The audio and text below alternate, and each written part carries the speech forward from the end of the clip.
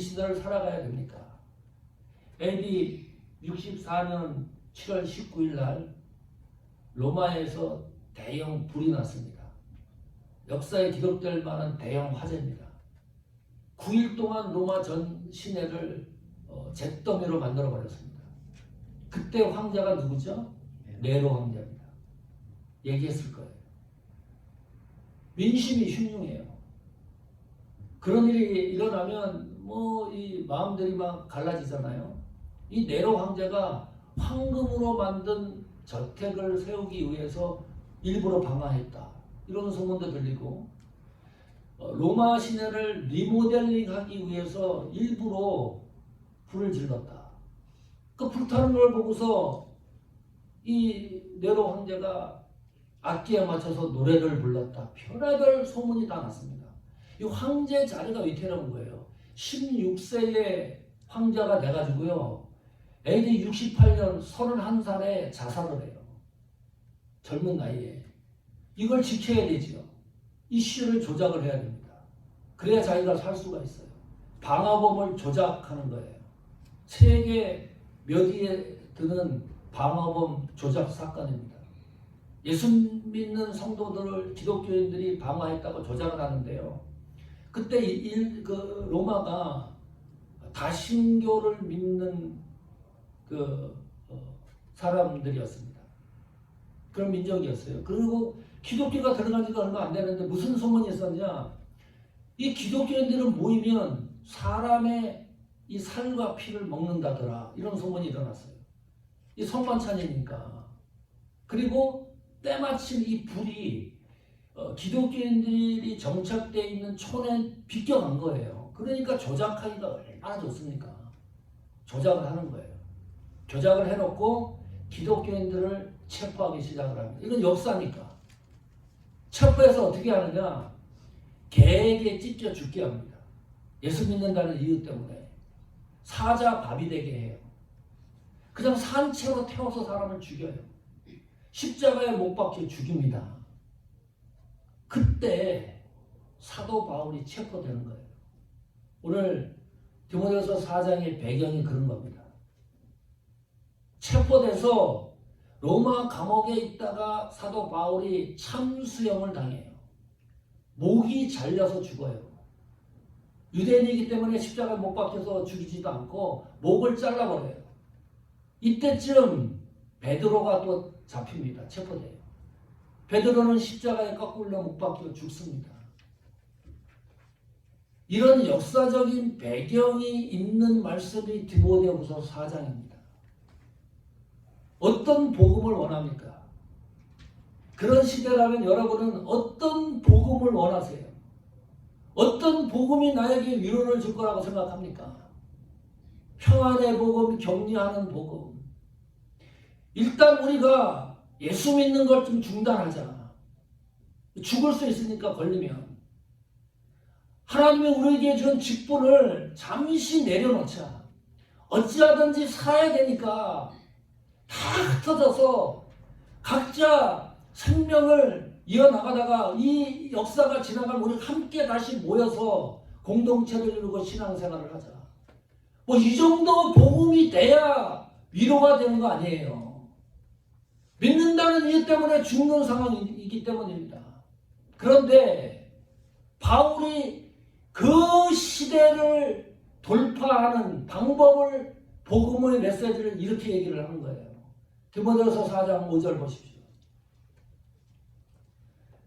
다 같이 한 목소리로 읽어봅니다. 시작. 그러나 너는 모든 일에 근신하며 고난을 받으며 전도 일을 하며 내 직무를 다하라. 근신하라. 신중하라. 우왕좌왕하지 마라. 술 먹은 것처럼 방탕하게 왔다 갔다 하지 마라. 그 말이에요. 원어적 의미가. 믿으면 죽을 수 있는 역사적인 이 순간을 피하지 말고 그 역사의 정중앙으로 돌파하라. 그게 근신입니다. 이 말이 되는 소리입니까? 믿는다는 이유 때문에 죽어가는 상황인데 고난을 받고 있는데 또 고난을 받으라. 어쩌자는 얘기예요. 그 중압감을. 전도 일을 하래요. 복음을 전할 상황이 아닙니다. 메시지를 정할 상황이 아니에요.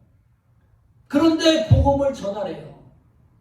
하나님이 나에게 맡겨주신 직무를 다하라. 직무를 다하는 것이 아니라 직무를 중단해야 될 상황입니다. 안 하는 것이 맞아요. 디모데서 4장 5절을 정리를 하면 무슨 말입니까? 예수 그리스도를 위하여 죽으십시오. 주님을 위하여 죽으십시오. 주를 위하여 생명을 던지십시오. 이렇게밖에 해석이 안 돼요, 이 말씀이. 다르게 어떻게 해석할 수 있습니까? 한번 이걸 해석해 보세요. 믿는다는 이유 때문에 죽어가는 현실인데 이렇게 요구를 한다 그러면 이것이 그 시대를 이겨내는 방법이기 때문에 이렇게 말씀하는 건데 그 방법이 다른 게 아니에요. 그냥 주를 위하여 죽으십시오. 가슴에 와 닿습니까? 이 말씀이. 예수를 위하여 배가 기름지게 떵떵거리게 이 세상을 살아가십시오. 이래야 이 복음이 이해가 되는데 죽으라니요. 지금 얼마나 좋은 세상입니까? 이 좋은 세상인데 이렇게 근신하고 고난받고 복음 전하고 직무를 다하라고 외쳐보세요. 평상시 때는 이게 매력적인 복음입니다. 그러나 죽고 살고 할 때는 이 복음은 우리에게 중압감이 될 수 있는 복음입니다. 사도 바울이 대책을 세웠으면 얼마나 좋았을까요? 이 네로 황제는 해석을 해주는 거죠. 이 네로는 적 그리스도다. 이 사탄의 그 대표 주자다. 그러니 예수님이 또 올 때가 가까이 왔다. 우리가 이 문제를 놓고서 기도하고 또 땅 팔고 집 팔고 다 해서 한 군데 모여가지고 우리가 모여서 기도하고 주님의 재림을 기다리자. 뭐 이런 뚜렷한 대책을 세워줘야 되는데 그런 게 아니잖아요. 그냥 말씀대로 그대로 죽으라는 얘기입니다. 30년 전에 미국 처음 왔는데 미국 가서 LA 갈비를 처음 먹어봤습니다. 너무 맛있는 거예요.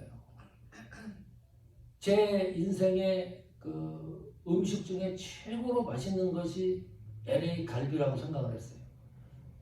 그 맛을 잊을 수가 없어요. 너무 맛있었으니까.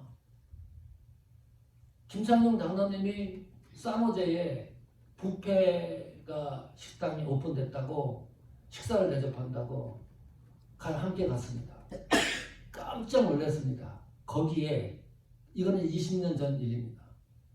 랍스타가 있는 거예요. 뷔페에. 랍스타를 먹는 순간 그렇게 맛있었던 최고의 음식 LA 갈비가 생각이 안 나요. 그 뷔페에 LA 갈비고 뭐 어마어마한 음식이 있는데 다른 거는 안 들어오고 랍스타만 갖다 먹는 겁니다. 꼬리로 된 거예요. 통째로 된 게 아니고. 내가 그때 한 14조각은 먹었을 거예요. 더 먹을 수도 있는데 배가 불러서 못 먹는 겁니다. 너무 맛있는 거라. 지금도 이제 저는 랍스터 꼬리가 최고의 음식입니다. 더 맛있는 음식을 내가 발견을 못했어요. 네, 발견 좀 시켜주세요. 그거를. 근데 그때 느낀 게요.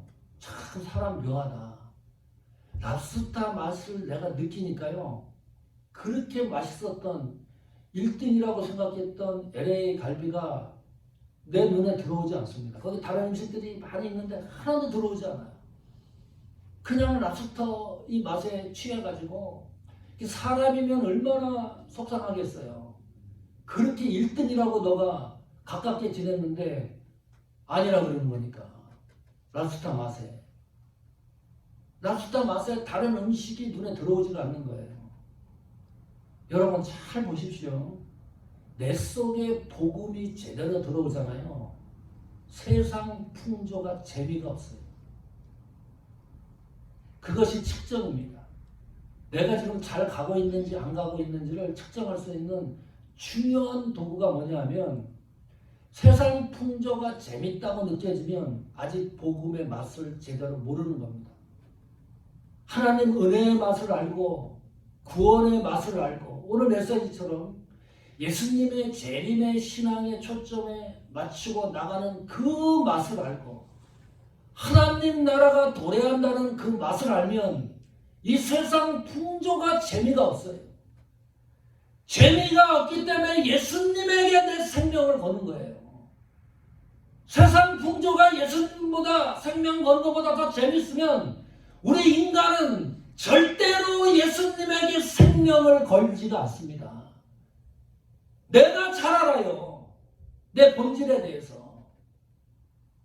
복음의 역사를 해서 복음의 맛을 아니까 우리가 예수님에게 생명을 거는 거죠. 예수님에게 생명을 건다 보니까 방아와 같아서 믿음 때문에 죽는 현장에서도 근신할 수 있는 거예요. 고난을 받을 수 있는 겁니다. 복음을 전하고 직무를 감당할 수 있는 겁니다.